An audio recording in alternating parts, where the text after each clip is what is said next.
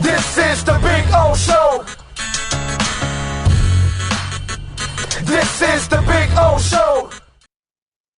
And by the way, just for shits and giggles, Mike McDaniel can't beat Shanahan. Mike McDaniel can't beat LeFleur. And Mike McDaniel did not beat Salah. The three guys that he has hung around with, he's over this season. So they kind of know McDaniel too. You know, one of the things that I think the good thing about this season, and I'll give you like a small positive out of all this shit, is that McDaniel needs to get humbled because he thinks every play is about masterminding everything. At the beginning of the game, you're gouging them for 9 yards a run. Shows up 3rd and 3. What do? You pass again and you fail. Thank God later on in the game on the 4th and 1, he actually ran the ball. But then the problem is you turn off the run. That was the fork in the road. On that 3rd and 3 that he passed, he then went back to the pass happy stuff. And so you're running the ball and you choose not to continue to run the ball. And then later when you want to go back to it, it's not working the same. Well, that's because it's not just an on and off button. This isn't a faucet that you turn it on. Hey, cold water. Hey, hot water. Hey, cold water. Hey, hot water. Hey. No, that's not how it goes. And when you're milking it and you're playing against Aaron Rodgers, you don't have onside kicks where you can give him early in the game half the field. You don't allow long, special teams runs and give him a short field.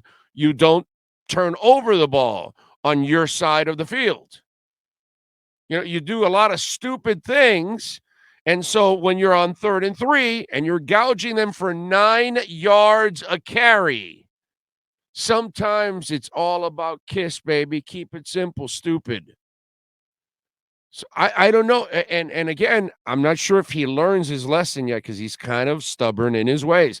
Mike Gesicki makes a play today, and you're like, he can do this all the time for you, but why isn't he playing? And those are things you have to ask Mike McDaniel.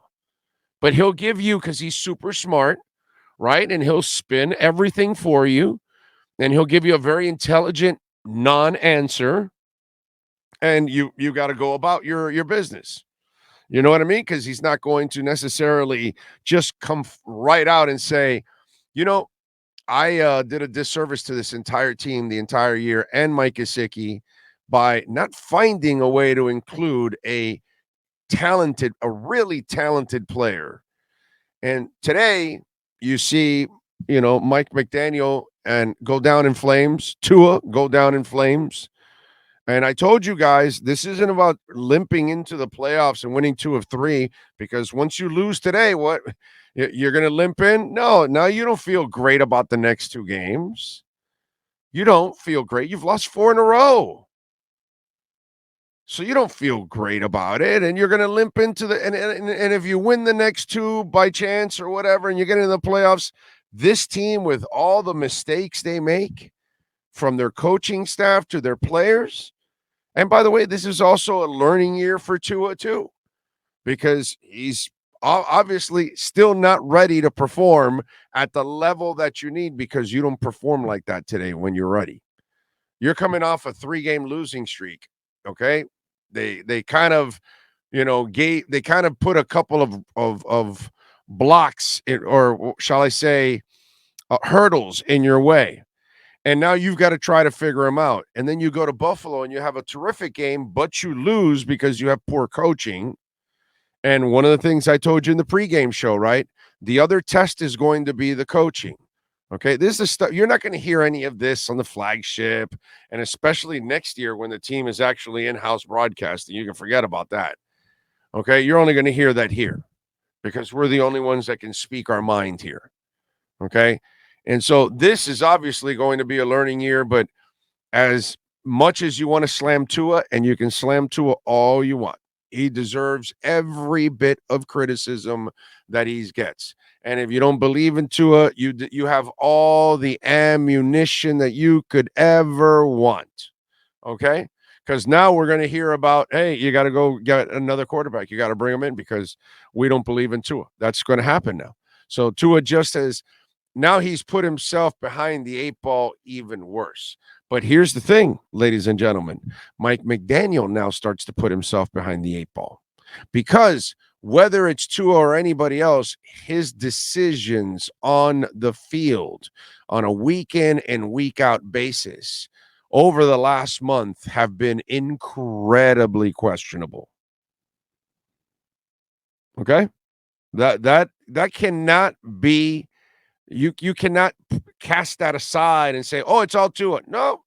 Mike McDaniel has a lot of issues here as a young coach that he's got to figure out. Not to give up on the guy, not to get a new coach, none of that bullshit.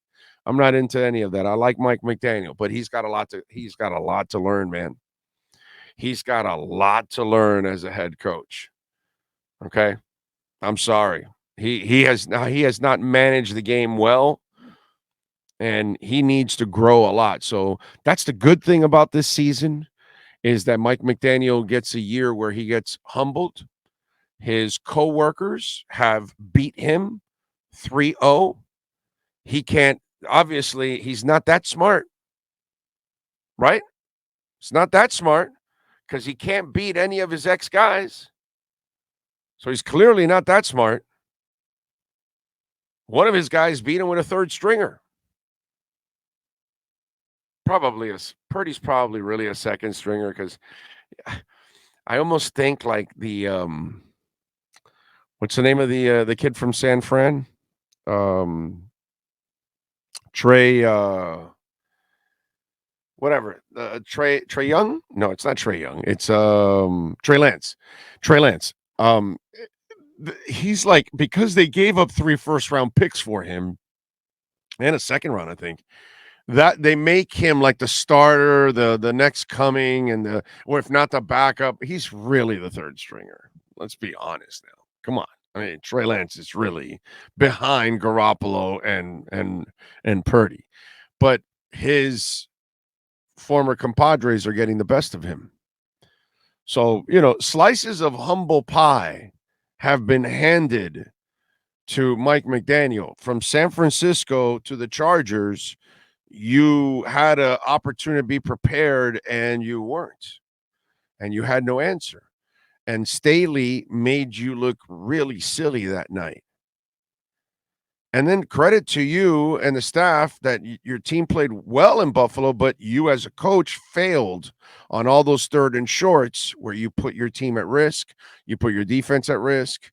You lost the game basically because you mismanaged that game overall, taking the 2-point conversion earlier in the third period when the third quarter when you're on the road, man, you're moving the ball. Take the point. Stupid. You outthink yourself. That's the problem. So, I know Dolphin Nation right now this sucks. Season doesn't look good. Looks like the same old Dolphins, right? Basically, that's what you're saying to yourself. And this is one of those where we're going to find out if Mike McDaniel can learn from this because, he's done a really bad job of coaching himself out of these games. And that's one of those things that Herm Edwards was always the great soundbite, right? He was entertaining for the rest of us. But if you were a Jets or you were a Kansas City Chiefs fan and you watched them on a per game basis, you would have said, man, his clock management, his game management at times was very questionable. And those are things that, and Mike McDaniel's got a great personality and he's super cool and he'll say all the witty things and he'll tell you himself, well, if it works, you're a genius. And if it doesn't, whatever. And you can just chop it to that if you want to make it that simplistic, and that's fine, but it just doesn't roll that way. And I'm sorry, but Mike McDaniel has got to improve himself. Okay. And I hope that he is able, because we've seen the Adam Gases of the world that refuse to learn, to adapt. We've seen the Dave Wanstads who are afraid to take chances. We've seen the clueless in the Cam Cameron who did not know how to get the pulse of a locker room and manage a football team and manage personalities. We've seen a Joe Philbin who doesn't know at all how to manage personalities and really could not put a staff together. Same problems that Flo had, couldn't put a staff together, couldn't handle personalities. Well, McDaniel can handle personalities. He's got a great mind for offense. There's no doubt about that, right? And the media loves him, right? He's likable. Fans like him too, okay? But you got to do the job on the field. And you got to make a difference on game days because that's it. You're the maestro, man. You're the guy running the orchestra. And you've got to know how everybody's on the same pace and make sure that everybody's at the right level. And as you change from one side of the sheet to the other, where maybe the tempo picks up, you've got to, as the conductor, make sure everything flows. From one area to another in the song. Well, it's the same thing here. There's no difference. You know what I'm saying? And he's kind of mismanaged things there. You've got to clearly example. Special teams. All right, they clearly worked on this onside kick. Something was in there, and they'll tell you in the post game, well, it was something in their formation that we thought that we've been practicing it all week. I've heard all these cliches, and then everybody will write it, and everybody will repeat it, and yada, yada, yada. Bottom line is, did you call the right play? Did you execute it? And when did you try this play? And why did you try it at this time in the game? And why would you want to give Aaron Rodgers a short field when you don't have a great defense? So even if you worked on it and they showed you that look, you got to look at where you're at in the game, how much is left of that game. Why would you want to try that now? I get it if you're down by 6, your defense stopped. And it's a tight game or something like that. And, let's say you were down by 9, let's say, and you cut it to 6. Now you're about to kick off. You want to try it there because you're trying to get that short. Okay, I get it, man.